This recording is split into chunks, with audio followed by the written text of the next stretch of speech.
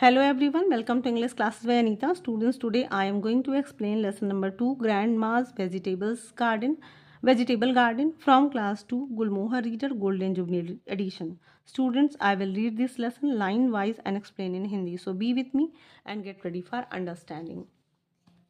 Grand माँ यानी कि दादी माँ का, यहाँ पे अपॉस्ट्रोफी एस लगा है इसलिए यहाँ पे ग्रैंड माँ यानी कि दादी का, वेजिटेबल यानी कि सब्जी, गार्डन मतलब बगीचा यानी कि दादी का सब्जी का बगीचा।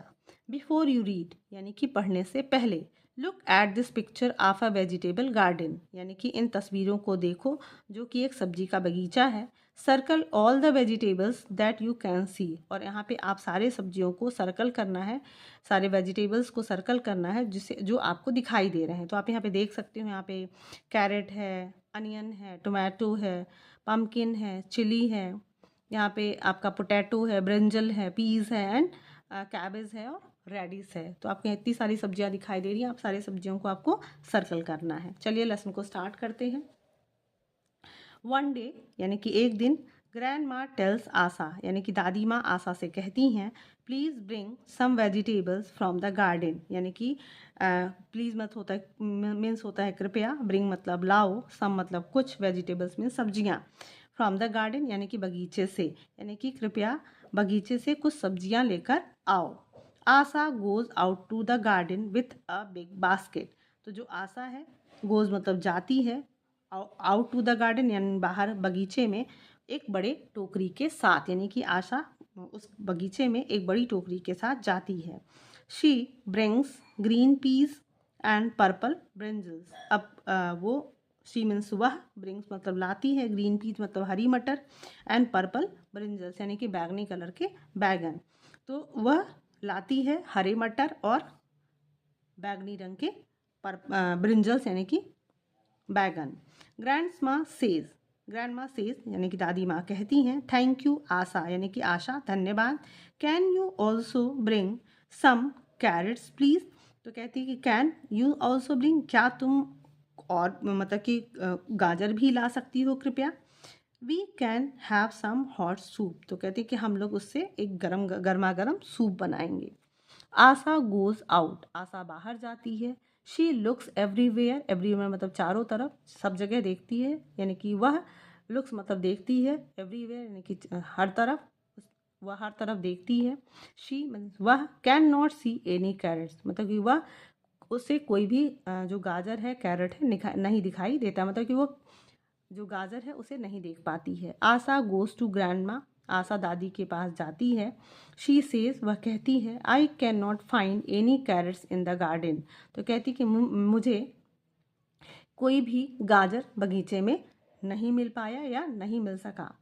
बट ग्रैंड माँ सिंपली स्माइल एंड सेज, लेकिन जो दादी माँ है, सिंपली मतलब साधारण तरीके से स्माइल मतलब मुस्कुराती हैं, एंड सेज एंड कहती हैं, लुक केयरफुली यानी कि ध्यान से देखो। आशा यानी कि दादी माँ मुस्कुराती हैं और कहती हैं कि जाओ और ध्यान से देखो। Asha goes to the garden again, Asha फिर से, अगेन मतलब दोबारा, अगेन आशा दोबारा बगीचे में जाती है। Fluffy her cat goes with her, और फ्लफ़ी, अब यहाँ पे देख सकते हो जो कैट है ये फ्लफ़ी उसका नाम है, उसकी जो बिल्ली है, गोज़ विद हर यानी कि आशा के साथ उसकी बिल्ली फ्लफ़ी भी जाती है। आशा लुक्स एवरीवेयर, आशा चारों तरफ मतलब हर जगह देखती है। But she can not find the carrots, लेकिन उसे गाजर नहीं मिल पाता।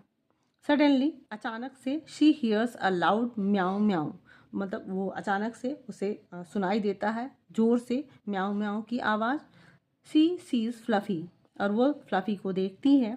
डिगिंग द ग्राउंड, डिगिंग मतलब खोद रही होती है, ग्राउंड यानी कि वो देखती है कि जो फ्लफ़ी है वो ज़मीन को खोद रही होती है। She goes close to Fluffy, और वो फ्लफ़ी के नज़दीक जाती है, करीब जाती है। And what does she sees, see she's, तो what does sorry and what does she see, तो वो से वहाँ पे क्या दिखाई देता है, she sees big orange carrot in the ground, वह देखती है एक बड़ा सा ऑरेंज कलर का यानी कि नारंगी कलर का जो कैरेट है यानी कि गाजर ज़मीन में, यानी कि जब वो फ्लफी खोद रही होती है तो जब उसके पास वो जाती है तो उसे क्या दिखाई देता है कि एक बड़ा सा ऑरेंज कलर का जो कैरेट है वो ज़मीन के अंदर से दिखाई देता है। वेल डन फ्लफी सेज आशा हैप्पीली, आशा खुश होकर कहती है कि शाबाश फ्लफी, यानी कि जो कैरेट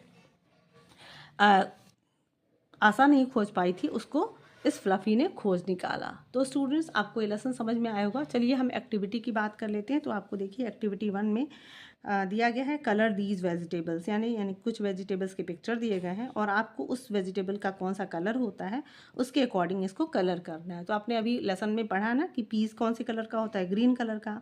आपने देखा कि ब्रिंजल यहाँ पे पर्पल कलर का होता है, यानी कि इसको पर्पल करना है और इसको यहाँ पे कैरेट किस कलर का होता है, ऑरेंज, तो आपको इसको कलर करना है। एक्टिविटी 2 है if grandma make soup using these vegetables what colour will the soup be. तो अगर दादी माँ इस सारी सब्जियों को मिला के वो सूप बनाती हैं तो उस सूप का क्या कलर होगा। टेल योर टीचर, अपने टीचर को आप बताइएगा। एक्टिविटी 3 है look at the picture of fluffy digging the ground. तो इस पिक्चर को देखो जहाँ पे फ्लफी ग्राउंड को डिग कर रही है, यानी कि खोद रही है। Can you name any other animal that digs the ground in this way. तो क्या आप किसी और जानवर का नाम बता सकते हो जो इसी तरीके से ग्राउंड को डिग करता है, यानी कि खोदता है। एक्टिविटी 4 है लुक एट दी पिक्चर्स, यानी कि इन तस्वीरों को देखो।